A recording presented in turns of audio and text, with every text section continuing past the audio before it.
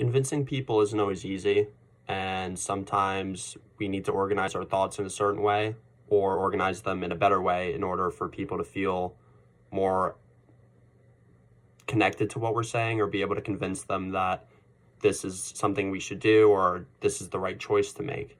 One way of organizing our speech is Monroe's motivated sequence. It has 5 steps that help get an audience into action and on your side about something. The first one is the attention step, and this is meant to get the audience's attention and describe your goals, and it's kind of like a preview of your speech. The next step is the need step, and it describes the problem that you're having and the consequences of what might happen if you don't solve it or do something about it. You also want to alert the audience to their role in helping with this problem and what they can do. And then the next step is the satisfaction step. It's used to outline the solutions to the problem and deal with any objections that may rise from people's opinions or saying this might not work. The next step is the visualization step, and this shows the audience A, how things are going to be implemented, and B, what could happen if they're not. And it helps people physically see what can happen, and it's a great tool to use to convince people to support your cause or go against another cause. The action step, which is the 5th step, it's a direct appeal to the audience for action, and you basically tell them precisely what they should do to help you carry out these actions. Another method of persuasive speech outline is the direct method pattern. This is used to convince the audience to adopt a particular idea. It kind of functions like a paper where you have a central idea and you just use other facts to support it.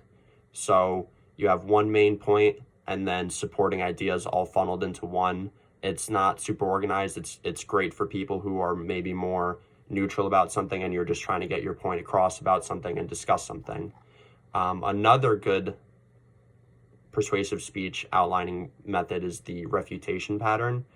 When you're doing a speech about anything, and especially when you're trying to persuade people to think a certain way or feel a certain way about something, you're always going to get people that disagree with you, don't feel the same way, or say, no, this way is better.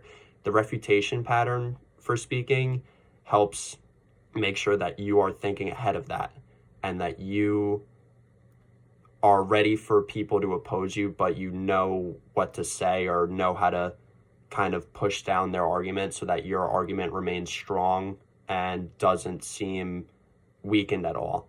Because people always have questions, or people are always going to oppose you no matter what you're talking about. You could have the best idea in the world and people still will say, no, this doesn't work. I like this one much better. So in conclusion, we've discussed 3 patterns, the Monroe pattern, the direct method pattern, and the refutation pattern. All of these can be used to help strengthen your speech and keep everything organized as to not seem as if you're all over the place, and it helps keep you focused on what you need to talk about instead of getting thrown off course or sidetracked by anything else. And they're all useful for helping get your audience on your side and to agree with you or at least listen to what you have to say. We've all been there, trying to convince somebody something, and because we didn't go about it the right way or our argument didn't seem strong enough, they pushed back and they said no. Whether you're trying to get your family to get you a dog or you want your mom to buy you something as a gift, having a strong argument can help persuade anybody anything.